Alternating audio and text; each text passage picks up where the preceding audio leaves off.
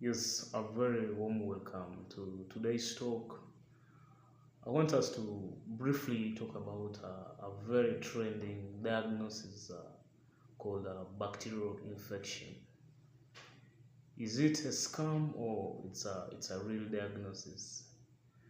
This is a health awareness video that I'm giving to you, the layman, the common person who might have no knowledge or any history of any medical background and the rest, because we are constantly being told that when taken to a clinic or when taken anywhere where we receive our health care, they tell us your kid has a bacterial infection, or you yourself you have a bacterial infection. But what I want us to start from today onwards is, if a healthcare provider tells you that you have a bacterial infection, ask him or her, engage in a very meaningful conversation. Bacterial infection of what? Let him or her tell you that the specific part of the body or the system of the body that is affected by a particular bacteria or any other pathogen which might cause infection to the body. Briefly, let me take you through some of the a few infections which might be caused by bacteria. Like, for example, bacterial infection of our ear, any part of the ear is called otitis externa or otitis media, it depends. Then bacterial infection of the eye, the conjunctiva of the eye is called conjunctivitis. Bacterial infection of the meninges of the spine is called meningitis. Bacterial infection of the urinary tract is what we call the UTI. That one makes a very meaningful diagnosis, and you can give a very specific antibiotics which will treat this so well. So, why am I coming to speak about this? Because it is creating a lot of challenges to the healthcare system. There are a lot of issues currently of antimicrobial resistance which arise because of all these faults that we have in our health system. First of all, for you to diagnose a bacterial infection, you should know the specific system or the specific part of the body which is affected. This is done through undertaking a very thorough, first of all, a very thorough physical examination which combines the history from the patient. You can ask the patient where he or she comes from, because the prevalences of these the bacteria can be in a specific area. Like, there are many cases of community acquired pneumonia, and also seasons of the year can come with different bacterial trends, bacterial infection trends. Then we specifically know which drugs to give. Then in more advanced settings, you could also do a culture and sensitivity. You pick from the blood of that person, you culture to know the definite organism, or people do a full hemogram, what they call the CBC, the complete blood count, to get really if there are signs of infections in blood. Those are the preliminary baseline investigations that you do, coupled with your physical history that you have taken with the patient.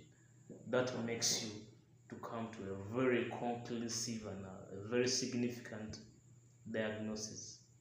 Like, you can come with severe pneumonia, meaning there is infection by bacteria of the lung alveoli. Very perfect. So let me draw straight to the reasons as to why these issues come. There are about 3 factors or 4. One of the biggest factor to this is lack of knowledge, what I would call the incompetence by some healthcare workers. We have good ones here, but if you are a very knowledgeable healthcare worker who really studied medicine into principles and read books, you should know that bacterial infection is never a diagnosis. It's never a diagnosis. First of all, you should ask yourself, bacterial infection of what? Most times I've visited different places. I've been to the camps in Germany, in Moyo. I've seen people set up very many clinics, and bacterial infection is just a common trend in those clinics. Anything when they test for malaria, it is negative. They totally get confused and they say, this is bacterial infection. Then you, as a layman, you don't understand and you accept. You pay in the money, they inject you with antibiotics. That one asks for knowledge and quality of our healthcare workers. This one can be improved by you, the clients, the healthcare seekers who always visit these clinics. Engage the healthcare professional. What is this infection all about? Then he has to tell you, he has to explain to you which part of your system is affected. Because we are having a very high resistance. We once have a queen, we call it a queen, a beautiful queen, a very good broad spectrum antibiotics called ceftriaxone, which used to treat us very well. But due to misuse of these antibiotics, it no longer works so perfectly. You see that?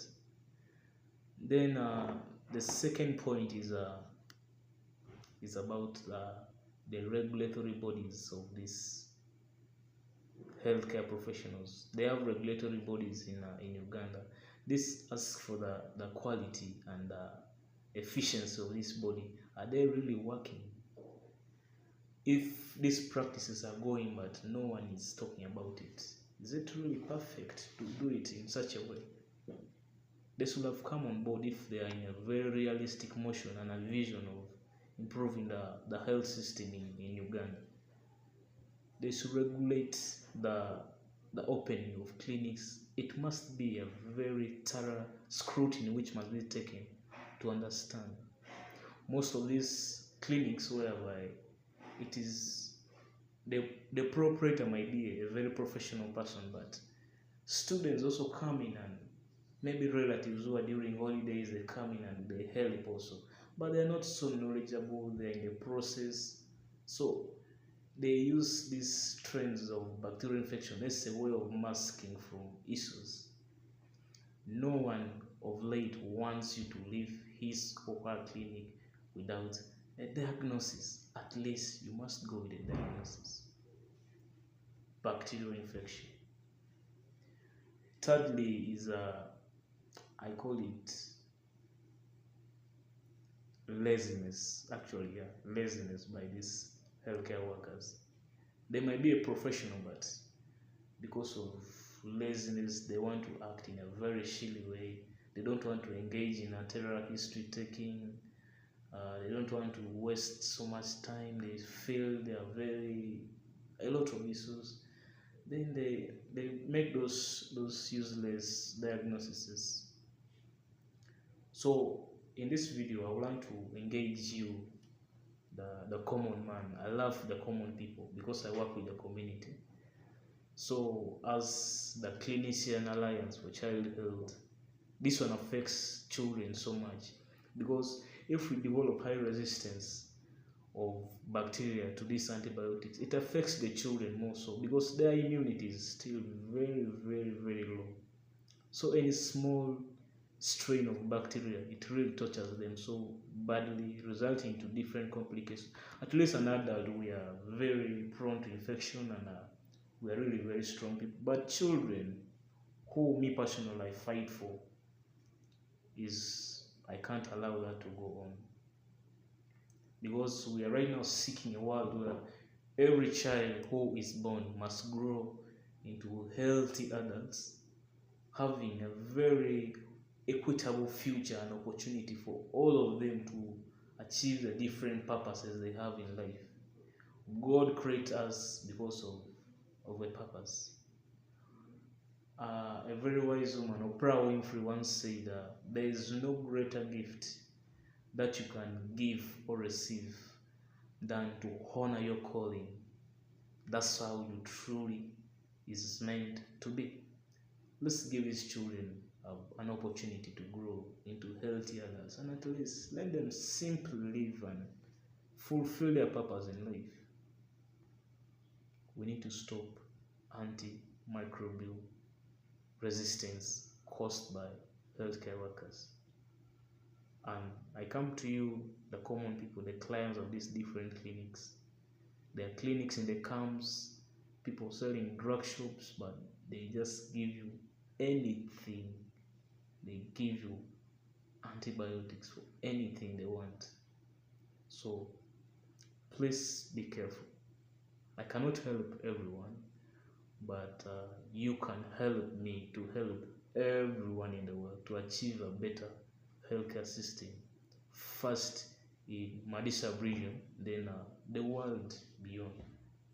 Thanks so much. We'll meet in the next video.